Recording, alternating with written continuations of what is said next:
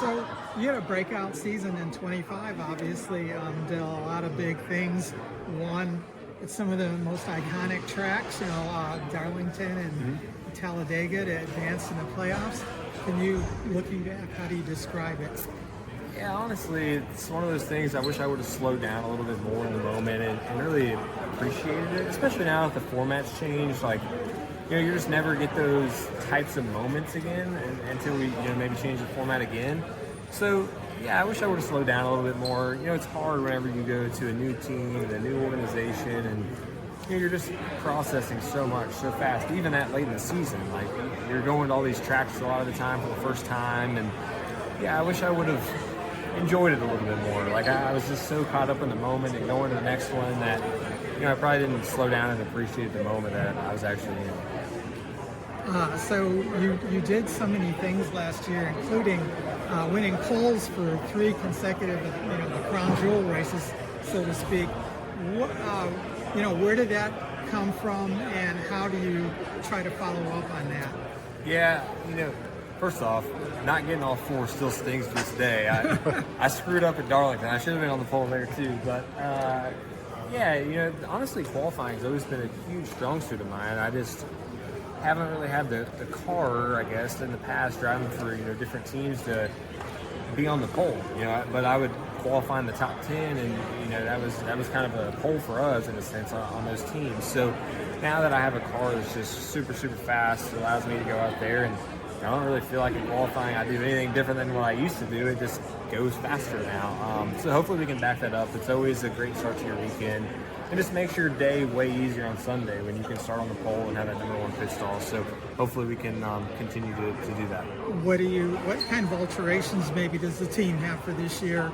Or yeah, really not much. Okay. We have one guy that's different, our tire guy, and the pit crew. There's a couple guys that have kind of been switched around, but the core pieces are all the same. So yeah, I feel like we're being in a really good spot going into this year. So, and I think he'll ask you a little more in depth than I will on this, but got to ask you, chase on the chase. Yeah. So what are your thoughts about going back to that format? Yeah, I'm excited. That's the format that I grew up on. As a kid, that was what the championship was.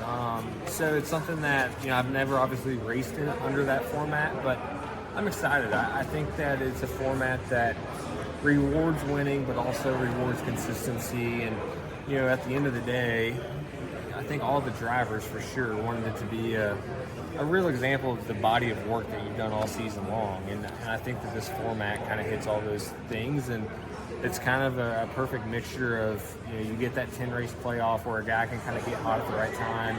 You still have the playoff feel, and then you still have kind of the season-long points, because it is going to matter all season long where you're running because of how the seedings work when the chase starts.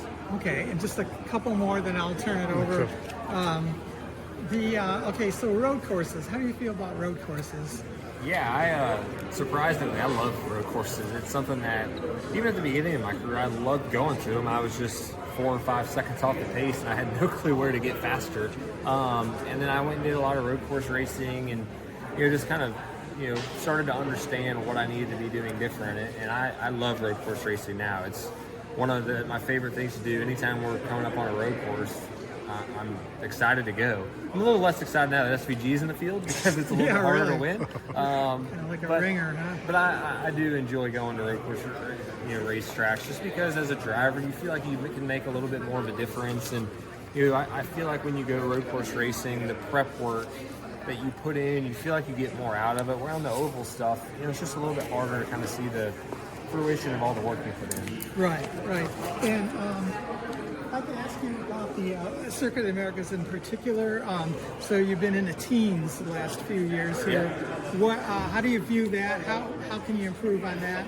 Yeah, last year was a race that I felt like, honestly, I kind of let get away from. As we were running right around the top 5, and we had gotten our big points penalty before the points had been given back, and we pitted and put tires on, and I just raced super aggressive and put myself in a ton of really, really bad spots on the final restart. And I should have honestly probably potentially won the race. At the worst, run second or third. The guys that were on our strategy kind of did that, and I just put myself in really bad spots, racing desperate because of my point situation at the time. So I feel like we'll be able to go there this year. We'll be really strong, and hopefully our results will show that. And if you could just tell me, what about COTA appeals to you, and what do you think, either needs improvement from you guys or something that you might not like about the course? Yeah, I truthfully, I really enjoy COTA as just a racetrack because it has a little bit of everything. Some road courses are kind of one discipline all the way around the racetrack, where COTA, you have these super high-speed, long straightaways that go into super heavy braking zones. Then you go into where you have like some S's where it's sweeping and flowing, and then you go to the stadium section where it's really slow. You got to be patient, really hit your marks. So it kind of just has a little bit of every kind of type of driving style that you have. Probably my only complaint I would have about COTA is just the S's get really hard to kind of officiate sometimes in our series, and there's a lot of gray area. And that's like the one part that's frustrating. You see a guy do something that you think's a penalty, and then you do it, and then you get a penalty. You did it, penalty. That's the hard part about COTA. It's just the S's and the track limits. Let me go ahead. Go the 750 horsepower test at North Wilkesboro. Yeah.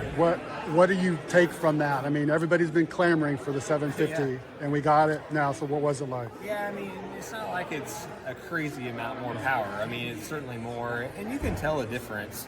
I think it'll be hard for all of us to tell a difference early in the run, but I think late in the run, you're definitely seeing more and more guys kind of starting to spread themselves out. And I think it's also kind of dependent on the racetrack. I mean, when you go to Darlington, that extra horsepower is going to be significant, but when you go to a different racetrack that's got a lot of grip, I don't think it'll be too different. But yeah, we'll see. I mean, you're going to be going faster, so you're going to have to be braking harder. There's going to be a lot of variables that it adds up to, but driving it by yourself out there like North Wilkesboro, there's not a huge difference, I wouldn't say. So Tony is going to be racing at Daytona. A, what do you think of the news? And B, do you lobby for a ride to race against your hero? Yeah, I went hunting with Tony last week, actually down here, and he was like, "Hey, I gotta tell you something." And he told me about it, and he was asking me like questions. And I'm like, it made no sense to me why he's asking me for advice in the first place. But I just thought it was super cool. I always watch the truck race at Daytona, but I'm gonna be like extra tuned in. I'll probably wear like an old Tony Stewart shirt Friday at the racetrack. It's gonna be cool. I'm not gonna lobby for a ride. I'll be focused on the Daytona 500 that weekend, but it's going to be cool to watch Tony again. I'm just excited. The fan of me is excited. And then the Chris Gabehart situation, that was a surprise to everyone. So how does that change your approach or anything this coming season for 2026? Yeah, honestly, to this point, it's been the exact same. Nothing's really been different. Granted, we haven't been doing all kinds of team meetings and stuff, but yeah, I felt like at Wilkesboro, both tests that we did were just like they always go. So yeah, I think we'll be able to pick up right where we left off, and time will tell, right? But yeah, I feel really good about it. Last one for me. Championship formats changed. How does that change the way you race now? Because everybody was like, it's the win and you're in, and now that kind of changes the approach, right? Yeah, I don't really know how it's going to change yet. Just because I think you're not going to see guys. I say we're not going to be as desperate, but you could take us all to a rental go-kart track, and we're all going to try to win. So, from that standpoint, I really don't think it'll change a whole lot. I do think that the DNFs are going to be way more significant than they've ever been. In the past, if you had a win and you wrecked out, like it didn't really matter because it didn't really affect anything from a playoff standpoint. But now every DNF is going to really stack up. So. Yeah, I think that's going to be the biggest thing is just the consistency side. You're going to see where the guys that are running up front week in and week out are really going to separate themselves, where in the past with how the playoffs kind of were formatted, it's hard to kind of get away. Even if you had a lot of playoff points, you have one bad race, those guys are right back to you, where now you're not going to be able to have that.